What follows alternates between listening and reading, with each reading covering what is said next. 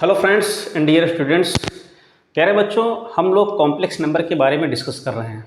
Starting के 2-3 lectures हम लोग कॉन्सेप्ट पे बात किया और उसके बाद जितने भी लेक्चर्स हुए, जैसे कि आज शायद छठा लेक्चर्स होगा कॉम्प्लेक्स नंबर का, और आज कोशिश मेरी 100% रहेगी कि आज कॉम्प्लेक्स नंबर को आज हम लोग कंप्लीट कर लेंगे। ठीक, और उसके बाद जितने भी लेक्चर्स हुए वो सारे मिसलिनियस क्वेश्चन थे। जो आज का लेक्चर्स है वो बहुत ही इंपॉर्टेंट क्वेश्चन लेक्चर्स हैं। इसमें हम लोग वो सभी स्टैंडर्ड क्वेश्चंस को हम लोग रखेंगे जो एक स्टैंडर्ड रखते हैं कि हाँ, एक कॉम्प्लेक्स नंबर का एक स्टैंडर्ड क्वेश्चन है। ठीक, तो देर नहीं करते हैं, स्टार्ट करते हैं आज का पहला क्वेश्चन।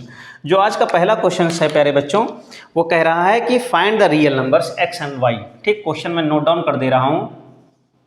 क्वेश्चन ये है, फाइंड रियल नंबर कैसी हैं, एक्स और वाई हैं। इफ एक कंडीशन दी हुई है कि x minus i y and next bracket में है 3 + 5i इज कॉन्जुगेट ऑफ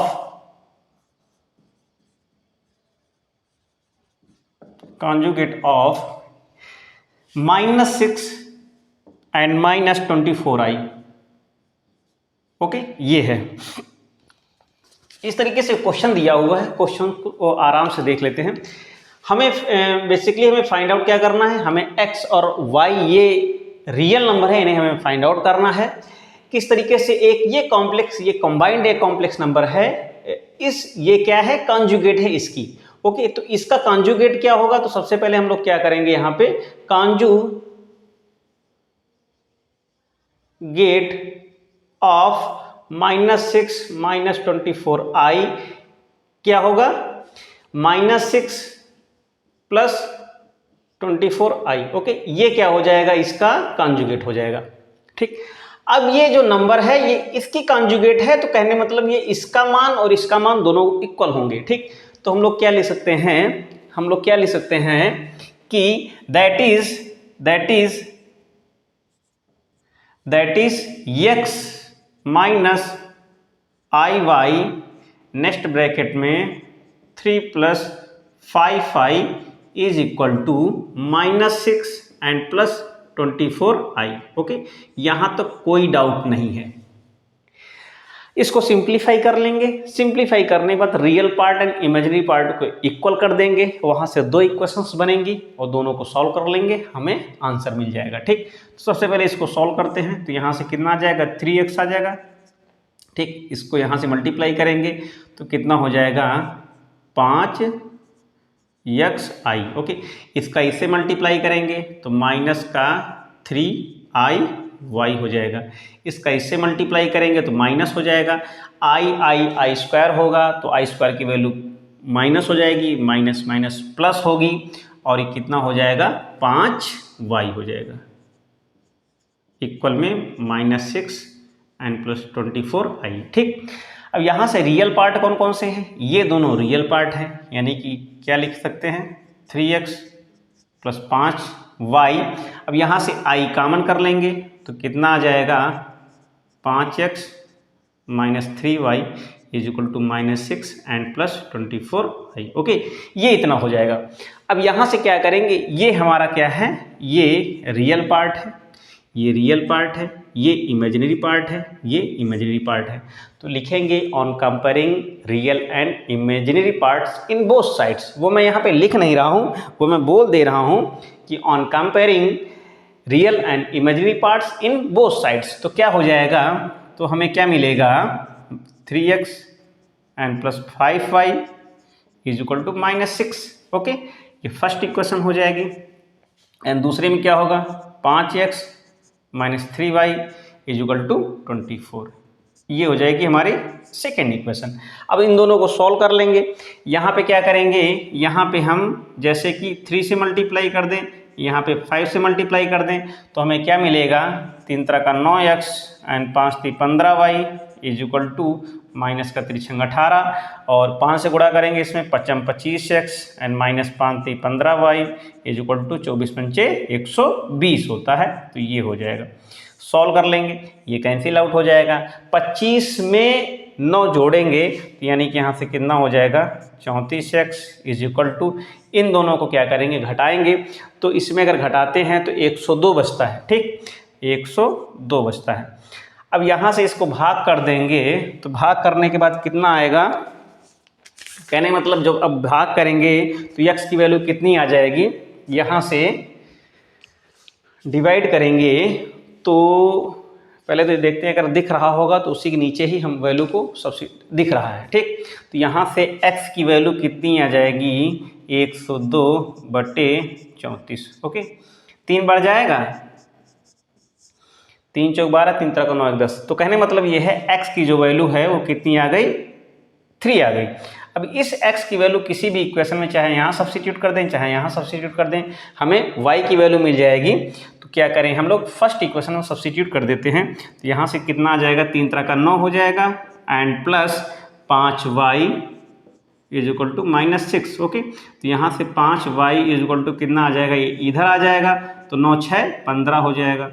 तो यहाँ से y की वैल्यू कितनी आ जाएगी -3। ओके, यानी x की वैल्यू +3 आई है और y की वैल्यू -3 आई है। आंसर सही है। ठीक, तो कहने मतलब ओवरऑल यहाँ पे क्वेश्चन को अगर हम लोग देख सकते हैं तो क्या करना है, इस तरीके से एक कॉम्प्लेक्स नंबर दी हुई है, ये कॉम्प्लेक्स नंबर इस कॉम्प्लेक्स नंबर का कॉन्जुगेट है। तो करना क्या है, इसका कॉन्जुगेट फाइंड आउट करेंगे और कॉन्जुगेट जो होगा इसके इक्वल होगा। बस स्मूथली क्वेश्चन को हमने सॉल्व किया है और आसानी से इसका आंसर आ गया है। ठीक, यहाँ पे 2 लीनियर इक्वेशंस हैं इन 2 वेरिएबल्स, दोनों को हमने सॉल्व किया हुआ है एलिमिनेशन मेथड से, आंसर आ गया। ठीक, नेक्स्ट क्वेश्चन पे बात करते हैं। जो हमारा नेक्स्ट क्वेश्चन है, अगर क्वेश्चन में कोई भी प्रॉब्लम इसके सॉल्यूशन में आ रही हो तो वीडियोस को आप लोग बैक करके पीछे करके देख सकते हैं। ठीक, अब हम लोग नेक्स्ट क्वेश्चन पे बात करने जा रहे हैं। नेक्स्ट क्वेश्चन कह रहा है कि इफ, क्वेश्चन को नोट डाउन जरूर कीजिएगा, इफ क्या है x + iy इसका whole cube is equal to u + iv दिया हुआ है। ठीक, और शो करना है, ये प्रूफ करना है, सो दैट क्या शो करना है, u/x and plus v/y is equal to 4 bracket के अंदर x² - y², ये हमें प्रूफ करना है। ठीक, अब इसको पहले ध्यान से देख लेते हैं। हमें इतनी सारी चीज़, ये वैल्यू हमें गिवन है। ठीक, पहले तो इतना देखते हैं हमें गिवन क्या क्या है, उसी के बेसिस पे हम आगे उसका स्टार्टिंग करते हैं। तो सबसे पहले इसको हम लोग सिंप्लीफाई कर लें। x + iy ये होल क्यूब दिया हुआ है, इसका होल क्यूब होगा क्या, तो यहाँ सबसे पहले x³ एंड प्लस y³ तो यहाँ से iy हो जाएगा, iy का क्यूब एंड प्लस 3ab तो 3i xy और ब्रैकेट में a + b, यानी कि ये इस तरीके से हो जाएगा। इसको सॉल्व कर लेते हैं। तो यहाँ से ये x³, अब i यानी कि i³ की वैल्यू क्या होती है, -i होती है, तो यहाँ से -i y हो जाएगा एंड प्लस इसका जब मल्टीप्लाई यहाँ पे करेंगे तो कितना हो जाएगा 3x² y और ये i आ जाएगा। इसमें करेंगे तो माइनस हो जाएगा, तो यहाँ से माइनस आ जाएगा, -3i गायब हो जाएगा, xy² हो जाएगा। ठीक, अब यहाँ पे थोड़ा सा इसको और सिंप्लीफाई करेंगे। रियल पार्ट ये है, रियल पार्ट ये है, दोनों इमेजिनरी पार्ट हैं, तो रियल पार्ट और इमेजिनरी पार्ट को साथ साथ रख देते हैं। तो यहाँ से इसकी जो वैल्यू आएगी, फाइनल वैल्यू जो आएगी वो क्या आएगी, यहाँ पे आएगी x³ -3xy², इसको एक ब्रैकेट में रख दिया। अब यहाँ से क्या करेंगे, माइनस ना लिख करके हम यहाँ पे क्या करेंगे, प्लस कर देंगे और यहाँ पे i कॉमन कर लेंगे। ये वाली वैल्यू पहले लिख देंगे 3x² और ये बाद में ये वैल्यू रख देंगे। ठीक, और ये जो वैल्यू है इसकी वैल्यू है और ये किसके इक्वल है, u + iv के। ठीक, अब यहाँ पर भी दोनों तरफ हम क्या करेंगे, रियल पार्ट और इमेजिनरी पार्ट की तुलना करेंगे, कंपेयर कर देंगे। तो यहाँ से ये रियल पार्ट u है और यहाँ से रियल पार्ट ये है। तो कहने का मतलब ये है कि x³ एंड -3xy² की वैल्यू किसके इक्वल है, u के इक्वल है।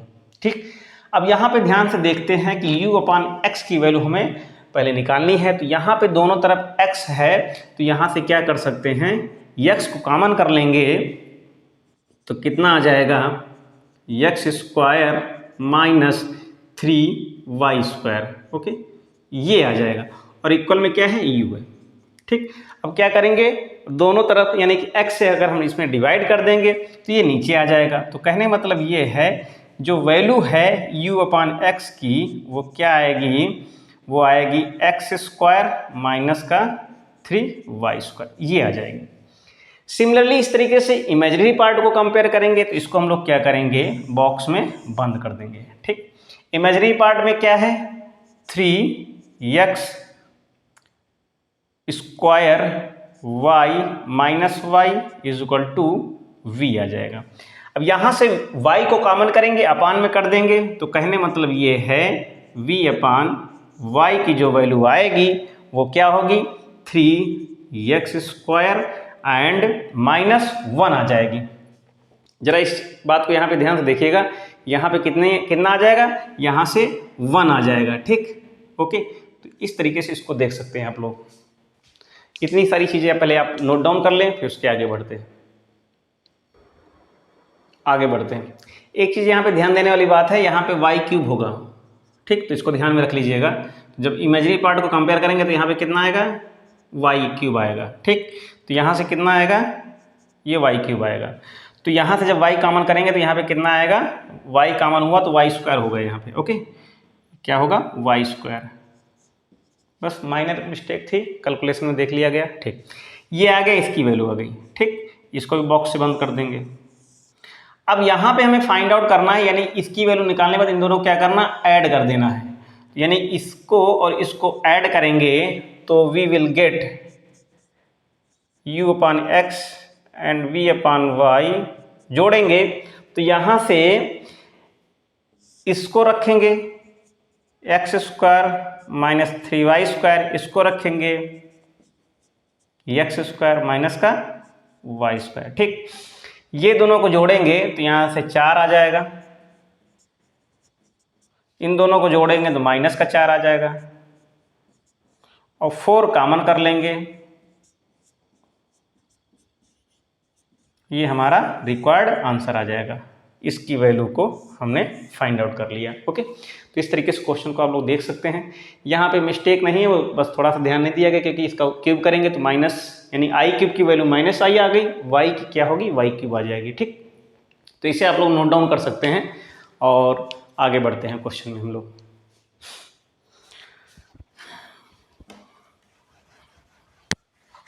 जो हमारा नेक्स्ट क्वेश्चन है वो क्या है, उसे देखते हैं। नेक्स्ट क्वेश्चन ये कह रहा है, इफ, क्वेश्चन को जरूर नोट डाउन कीजिएगा, इफ अल्फा बीटा और यानी डिफरेंट क्या है, ये कॉम्प्लेक्स नंबर हैं। ओके, और इस तरीके से हैं कि जो बीटा का मॉडुलस है वो 1 दिया हुआ है। तो हमें फाइंड करना है, क्या फाइंड आउट करना है, mod of beta minus alpha upon 1 minus alpha bar और बीटा। इसकी वैल्यू हमें फाइंड आउट करनी है। इस क्वेश्चन को नोट डाउन कर लीजिएगा, ध्यान से इस क्वेश्चन को अच्छे से नोट डाउन कर लीजिएगा, जिससे कि कोई प्रॉब्लम ना हो। तो स्टार्ट करते हैं इस क्वेश्चन को। ओके, यहाँ पे ये क्या है, इसको थोड़ा ध्यान से देखिएगा, ये 1 है लिखा हुआ है। ठीक, ये आगे साफ है। अब यहाँ पे एक प्रॉपर्टी का हम लोग यूज़ करेंगे कि मॉड ऑफ जेड स्क्वायर की जो वैल्यू होती है जेड इंटू जेड बार होती है।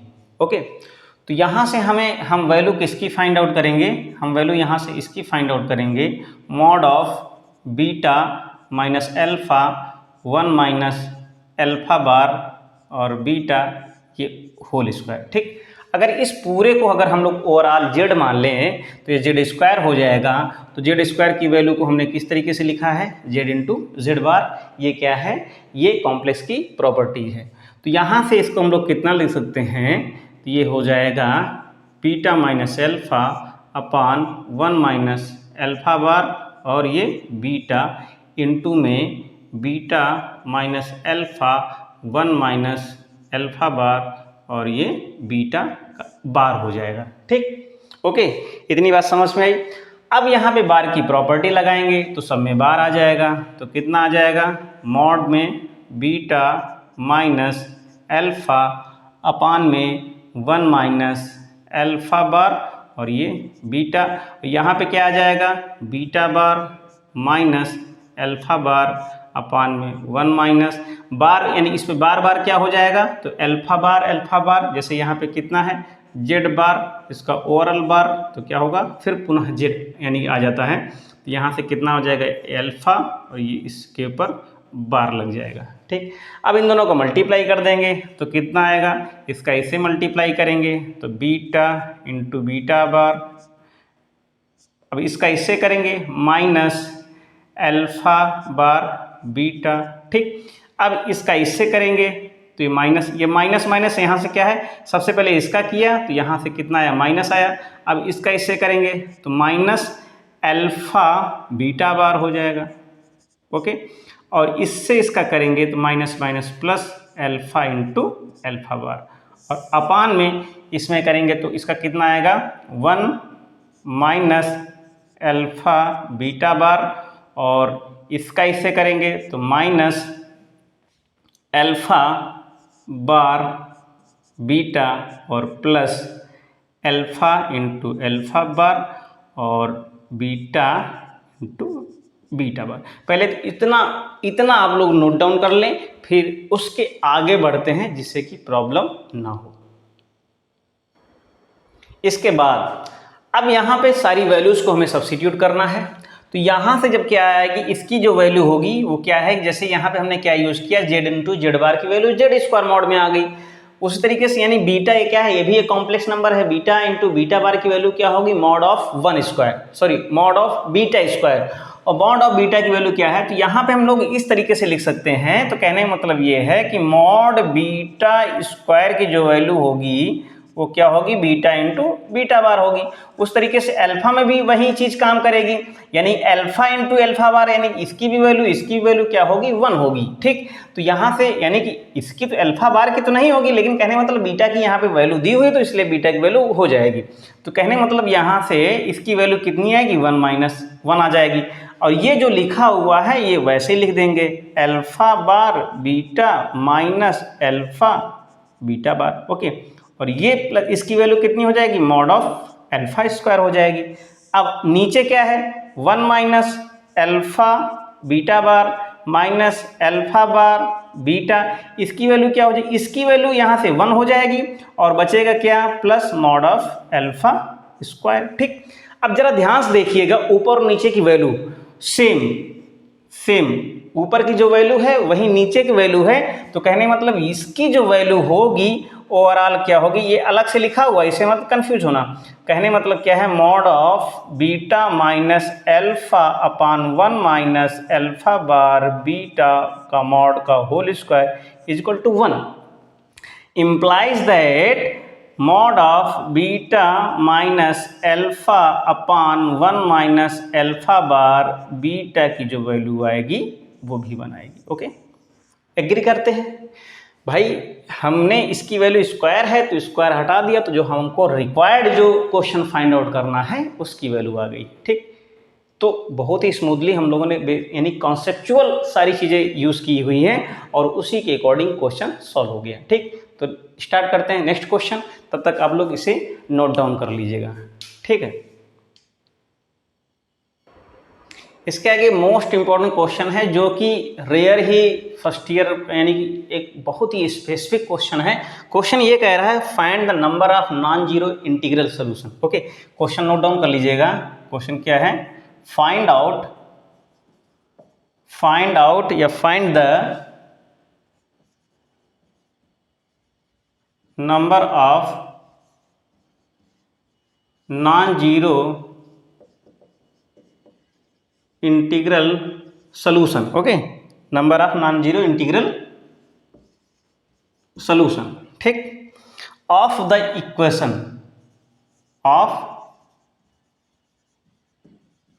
इक्वेशन क्या दी हुई है, मॉड ऑफ 1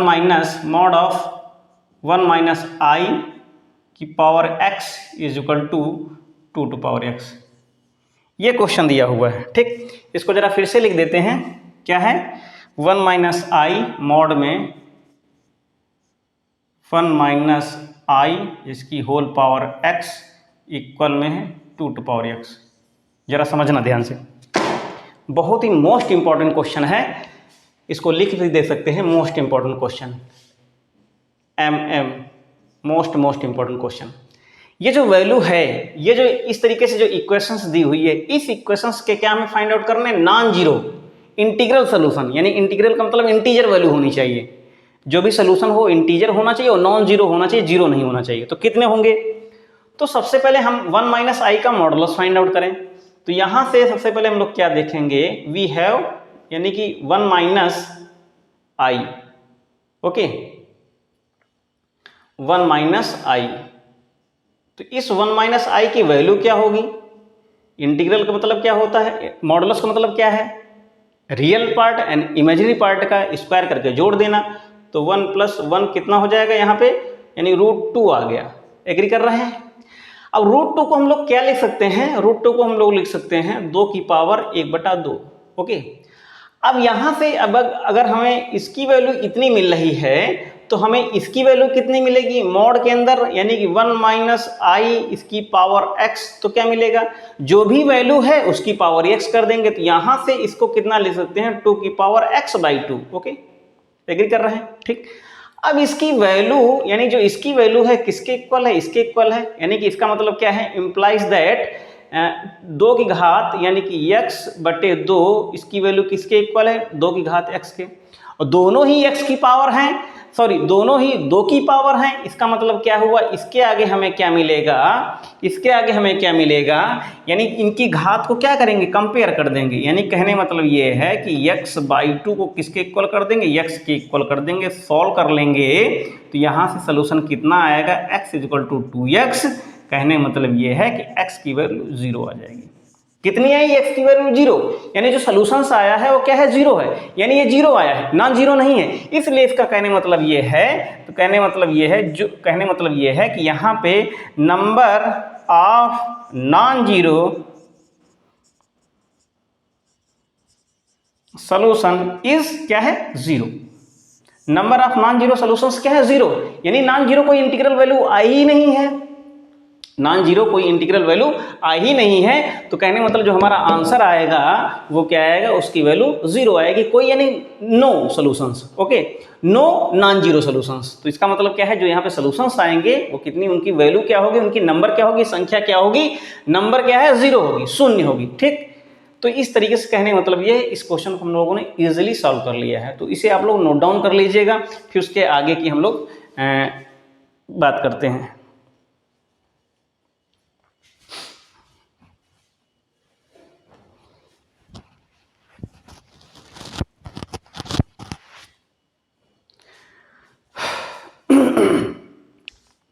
अब बात करते ये हैं कि जो हम लोगों ने कॉम्प्लेक्स नंबर पे जो लेक्चर स्टार्ट किया हुआ, तो सबसे पहले हम लोगों ने फंडामेंटल से यानी कि स्टार्ट किया कि जो इस कॉम्प्लेक्स का फंडामेंटल क्या होता है। अब यहाँ पे बात ये आती है कि हम लोगों ने डिस्कस क्या क्या किया। हम लोगों ने कोई भी कॉम्प्लेक्स नंबर दी है तो उसका यानी कि सबसे पहले तो उस कॉम्प्लेक्स नंबर को, कोई भी कॉम्प्लेक्स नंबर दी हुई है रैंडमली, उसको हम लोगों ने a+ib के फॉर्म में लिखा, उसका मॉडुलस वैल्यू फाइंड आउट किया, उस कार्टेशियन कॉम्प्लेक्स नंबर को हम लोगों ने पोलर नंबर में फॉर्म किया। ठीक, पोलर फॉर्म जो होता है उस फॉर्म में हम लोगों ने उसे अरेंज करना सीखा। वहाँ से हम लोगों ने क्या किया, हम लोगों ने उसका मॉडुलस जो r होता है, r क्या है, दैट मीन्स मॉडुलस होता है, यानी कि x + iy = r e⁻⁴ होता है। ठीक, इतनी बात समझ में आई। अब कहने मतलब ये है, उसके बाद हम लोगों ने कुछ मिसलिनियस क्वेश्चन किए, और आज के तो क्वेश्चन बहुत ही ज़्यादा इंपॉर्टेंट क्वेश्चन थे। इसी से रिलेटेड बहुत सारे क्वेश्चन जो होते हैं अलग अलग कॉम्पिटिटिव एग्जाम में आते हैं। ठीक, तो बात यहाँ पे ये है कि आप लोग चैनल पे बने रहें, नए हैं तो सब्सक्राइब कर लें, वीडियोस को लाइक करें, अच्छे से देखें। कहीं पर भी कोई भी प्रॉब्लम है किसी भी क्वेश्चन में तो उसे कमेंट बॉक्स में लिखें, जिससे कि एक कन्वर्सेशन जो होता है, जो स्ट्रॉन्ग कन्वर्सेशन है मेरे और आप लोगों के बीच में, वो हमेशा एक बना रहेगा, किसी न किसी एक ट्रस्ट के साथ बना रहेगा। ठीक, तो आप लोग क्वेश्चन अगर देखेंगे तो आप लोग को एकदम क्रिस्टल क्लियर क्वेश्चन का सॉल्यूशंस मिलेगा। हाँ, अगर कहीं कभार कभी क्वेश्चन में कोई भी प्रॉब्लम हुई तो आप लोग उसे शेयर कर सकते हैं, उसे रिकवर किया जाएगा, उसे मॉडिफाई किया जाएगा, उसको सुधारा जाएगा। और जो भी आप लोगों के जो सजेशंस हैं उन्हें उनके अकॉर्डिंग कुछ ना कुछ काम किया जाएगा। तो इन्हीं सारी बातों के साथ आज का जो लेक्चर है कॉम्प्लेक्स नंबर का वो कंप्लीट होता है मेरे अकॉर्डिंग, ठीक। और क्वेश्चंस तो बहुत ज़्यादा हैं, तो फिलहाल उनकी प्रैक्टिस आप लोग करते रहिएगा। और कोई भी क्वेश्चन में अगर जो आप लोग सॉल्व कर रहे हैं उसमें कोई प्रॉब्लम हो तो उसे भी शेयर कर सकते हैं, ठीक है। तो मिलते हैं नेक्स्ट लेक्चर में किसी नेक्स्ट टॉपिक के साथ मिलते हैं। Okay, thank you, take care.